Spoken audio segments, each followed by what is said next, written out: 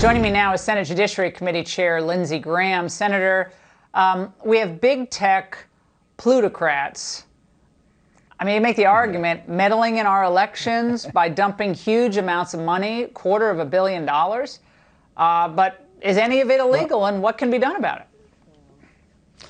Well, it's not illegal, but I think we need to stop it because you've got a liberal man spending millions of dollars to help election officials at the state level run an election. We need to stop that. Can you imagine if, some conservative did this and there was a screwed up election where a Democrat came out on the short end? They'd be all over this. So the bottom line here is Fulton County is a disaster. And the point you made is the most important point. If we don't change Georgia law before the Senate runoffs in January the 5th, the same thing's going to happen to the senators that happened to President Trump. It's insane for Georgia Republican leaders not to have a special session to fix this before it's too late. Do you think, and this is what a lot of people are wondering, given this huge influx of cash into Georgia, that people are on the take here in one way or another, with a promise of, we did an angle on how all these big Wall Street types are getting now sweetheart deals with new IPOs and other investment sweetheart deals in China. What's going on here with Zuckerberg and the Democrats? Are people just lying down, thinking, well, I'll get ultimately rewarded in the future? I just don't think private groups should be able to fund public elections.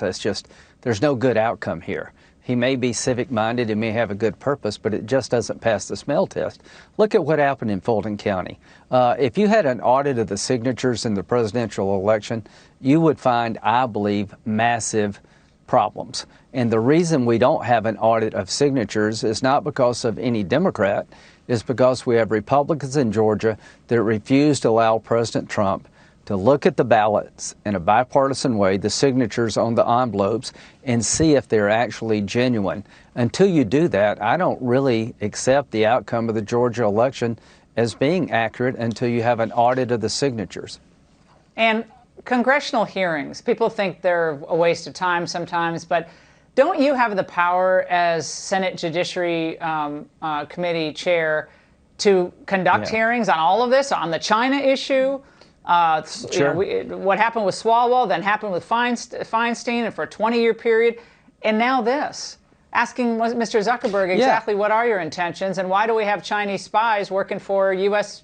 elected officials?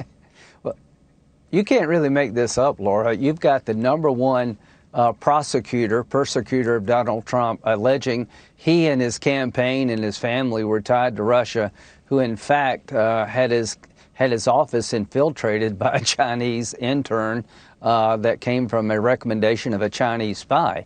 Does he have the good judgment to be on intel?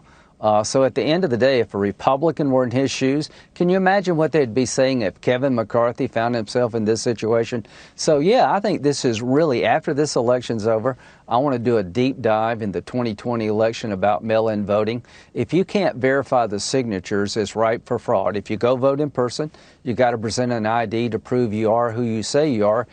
To a bipartisan group. In Georgia, you got a single person verifying signatures that is ripe for fraud. This consent decree that Stacey Abrams conned the Georgia Republican leadership into signing is a disaster for signature verification. So if we don't change this thing now, I'm very worried about the outcome of the Senate races. Senator, great to see you tonight. Thank you so much for joining us.